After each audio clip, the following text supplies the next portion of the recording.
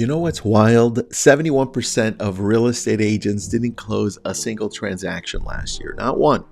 And the stat everyone throws around, 87% of agents fail within their first 5 years. Now, here's what nobody wants to tell you though. It's not the market, it's not your broker, it's not your lead gen, it's not even your competition. It's what's happening between your ears.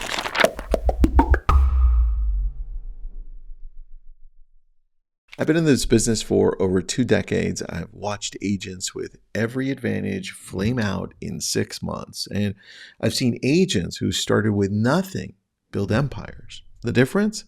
It's not talent, it's not luck, it's mindset. Stanford psychologist Carol Dweck spent decades researching why some people succeed while others with same abilities fail. And what she found, here's the key. What you found will change how you think about your career, I hope. She discovered 2 types of mindsets. The first is what she calls a fixed mindset. These are people who believe their abilities are set in stone. You're either good at sales or you're not.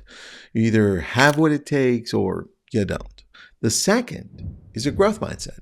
These are people who believe abilities can be developed through effort and learning.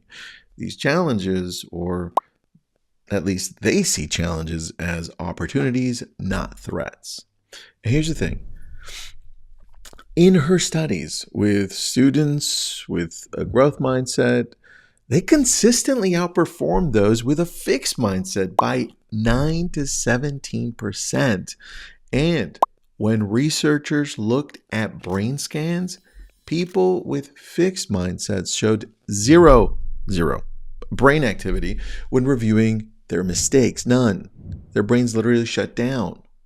But people with growth mindset, their brains lit up when they saw errors. They were processing, learning, adapting. So what does this mean for you? Think about the last time you got rejected. I don't have to think very long in real estate. I don't think a lot of us do if we're trying to get business.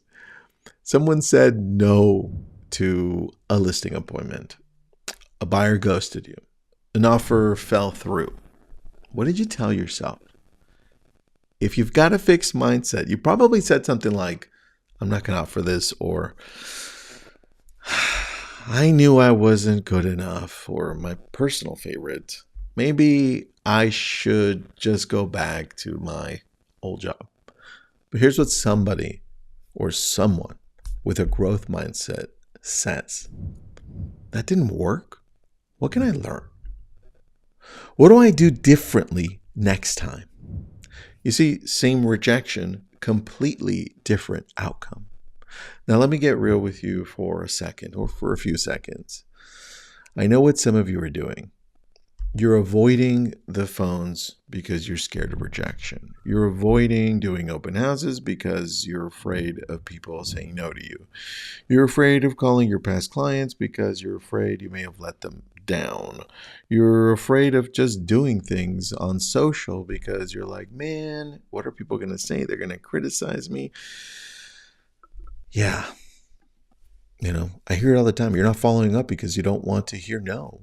You're hiding behind your busy work of doing whatever you're doing instead of actually working on the things you know you should be doing.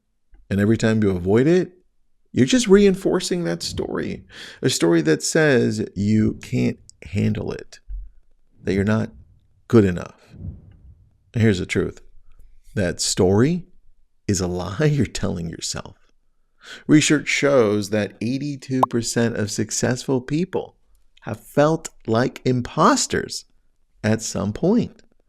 Even Einstein said he felt like a fraud. So if you're feeling like you don't belong, like everyone else has it figured out, and you're just pretending, congratulations, you're normal.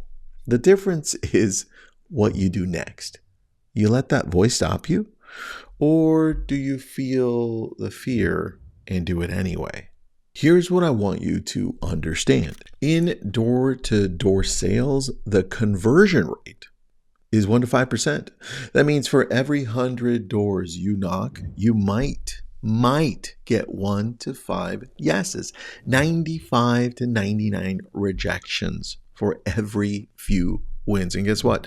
That also translates to online leads. That also translates to a lot of conversations out there. If you're taking those rejections personally, if you're letting each no chip away at your confidence, you're just not going to last. But if you understand that rejection is just part of the game, that each no brings you closer to yes, now you're thinking like a pro. So how do you actually shift your mindset? Well, first, catch yourself in the act. When you hear that voice saying, I can't do this and I don't know that I'm cut out for this, well, just add one word. Yet. I can't do this yet. I'm not good at listing presentations yet. I don't know how to handle objections yet. That one word changes a lot in your mind, and it opens the door to growth. Second, stop worshiping talent. I see it all the time. And start celebrating effort. I see agents often who think that top producers are just naturally gifted. Wrong. They've put in thousands of hours of practice. I mean, we've been out there door knocking. We've been on the phones. We've been communicating with people for years, hours, thousands of hours. And we've made those calls.